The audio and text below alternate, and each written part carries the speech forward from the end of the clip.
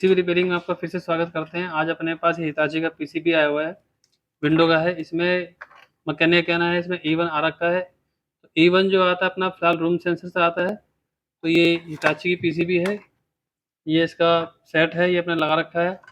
ये मैंने इसका फेस और न्यूट्रल दे रखा है। यहाँ इसकी BLDC मोटर लगा रखी है, तो मैंने BLDC मोटर फिलहाल स्प्लिट डीसी लगा रखी है 5 वायरिंग वाली। तो इसको हम चेक करते हैं पावर देने के बाद यहाँ पे एरर कोड क्या आ रहा है फिलहाल। जैसे मैं इसको पावर देता हूँ तो आप देखेंगे यहाँ पे अभी इसका मोटर चल चुका है, यानी इसका आप देखेंगे मोटर चल रही है।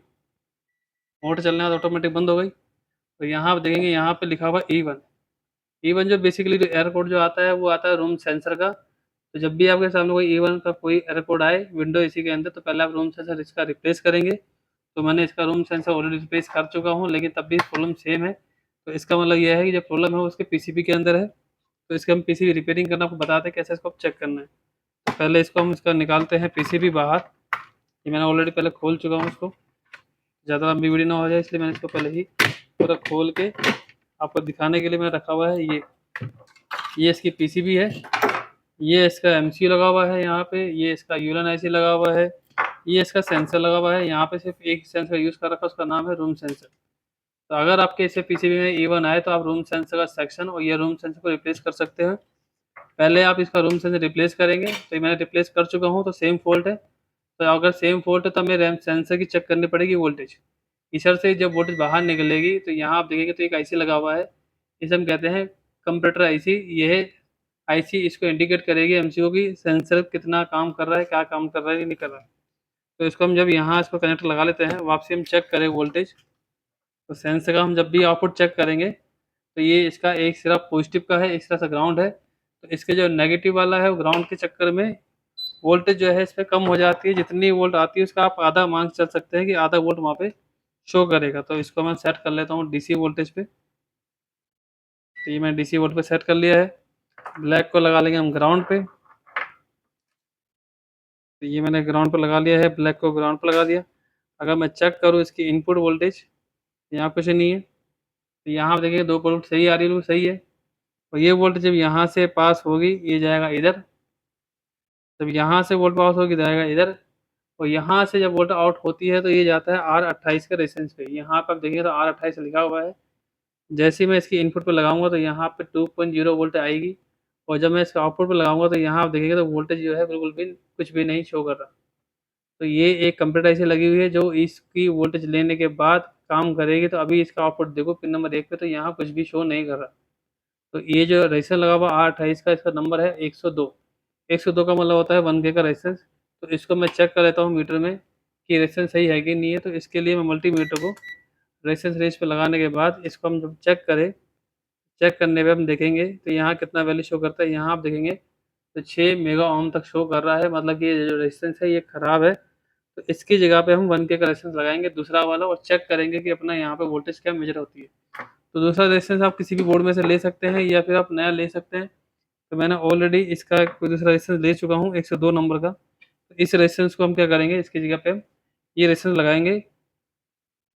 ये अपना 1K का रेजिस्टेंस है, यानी 1 किलो का रेजिस्टेंस है। इस पे भी 102 लिखा हुआ है। तो इसको हम रिप्लेस करते हैं। तो जो इसका 102 का जो रेजिस्टेंस है इसको हम निकाल के जो अपने पास दूसरा रेजिस्टेंस है उसको हम लगाएंगे। तो ये 1K का रेजिस्टेंस है, ये ख़राब हो चुका होगा, इसलिए यहाँ पे जो है सेंसर जो है प्रॉपर काम कर रहा है, लेकिन उसका जो एमसी है उसको प्रॉपर डाटा इसको नहीं मिला। इसकी वजह से ये जो एरर कोड इसमें आ रखा है। तो इसका हम ये रेजिस्टेंस निकालते हैं E1 के लिए, और ये 102 का जो रेजिस्टेंस है इसको हम लगाते हैं इसकी जगह पे। फिर चेक करेंगे इसका वोल्टेज कि जो इनपुट वोल्टेज है वो आउट हो रहा है कि नहीं हो रहा। तो ये मैंने इसको प्रॉपर तरीके से लगा दिया है। अब मैं चेक कर लेता हूँ इसको वोल्टेज दे के कि जो मेरा रेजिस्टेंस है वो काम कर रहा है कि नहीं कर रहा। अगर काम कर रहा होगा, जितनी इनपुट लेगा उतनी ही वो आउटपुट निकाल देगा। तो मैंने इसको पावर दे दिया है। पावर देने के बाद सेम जैसा भी अपन ने चेक किया था, ये लगा दिया मैंने डीसी रेंज पे। तो ये मैंने ग्राउंड पे लगा दिया है। चेक करूँ तो यहाँ आप देखेंगे तो यहाँ पे आपका वोल्टेज आ रहा है 1.9 के आसपास। यहाँ चेक करो तो 1.9 के आसपास आ रहा है, यानी ये रेजिस्टेंस अपना काम करने लग गया है। ये इसकी कंप्यूटर आईसी है, इसकी पिन नंबर 8 इसकी वीसीसी की है, यानी 5 वोल्ट आएगी।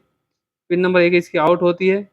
बाकी दोनों पॉजिटिव नेगेटिव है, दोनों पे वोल्टेज जो है बराबर आनी चाहिए। जैसे आप देख सकते हैं 1.9 यहाँ भी आ रहा है 1.9 यहाँ भी आ रहा है और यहाँ इसका आउटपुट है, यहाँ भी प्रॉपर वोल्टेज बन रही है, यानी ये कंप्यूटर ऐसी काम करने लग गई है। इसका आप देखेंगे तो मेन मोटर भी इसका ऑन हो चुका है, जो हमने अलग से VLDC मोटर लगा रखा है। और इसका हम चेक करेंगे अब रिले, कि रिले इसका प्रॉपर ऑन हुआ है कि नहीं हुआ। तो रिले जब ऑन होगा तो इसको हम लगाते हैं मल्टीमीटर को AC रेंज पे सेट कर लेंगे। इसको हम लगाएंगे एक न्यूट्रल पे और एक लगाएंगे इसके कहाँ, आउट पे। तो चेक करेंगे अगर ये रिले ऑन होगा, रिले ऑन होने में लगती है थोड़ा सा टाइम, हम वेट कर लेते हैं। यहाँ पे देखो अभी इसका रिले ऑन नहीं हुआ है, तो समय लेता है रिले ऑन होने में। तो यहाँ आप चेक करेंगे, यहाँ भी देखो कोई एरर कोड अभी फिलहाल देखने को नहीं मिल रहा है। इसको रिले को प्रॉपर जल्दी ऑन करने के लिए जो इसका रूम सेंसर्स को थोड़ा सा हम करते हैं हीट, यानी जो रूम सेंसर्स थोड़ा हीट कर लेते हैं, जिससे कि जो रिले है वो जल्दी ऑन हो जाती है। देखते हैं फिर से रिले, कि 3 मिनट हो चुके हैं, 3 मिनट के लिए मैंने वीडियो रोक दी थी। चेक करते हैं, ये मैं लगाया इसके न्यूट्रल पे और ये मैं इसका लगाता हूँ पेज के आउट पे। अब चेक करेंगे तो यहाँ वोल्टेज आ चुका है, मतलब कि ये PCB मेरा ओके हो चुका है। और यहाँ आप चेक करेंगे तो यहाँ पे कोई एरर कोड भी नहीं आ रखा है, आप देखेंगे कोई एरर कोड भी नहीं रखा, मतलब ये PCB जो अपनी ठीक हो चुकी है, यानी इसका एक रेजिस्टेंस खराब था 1K का।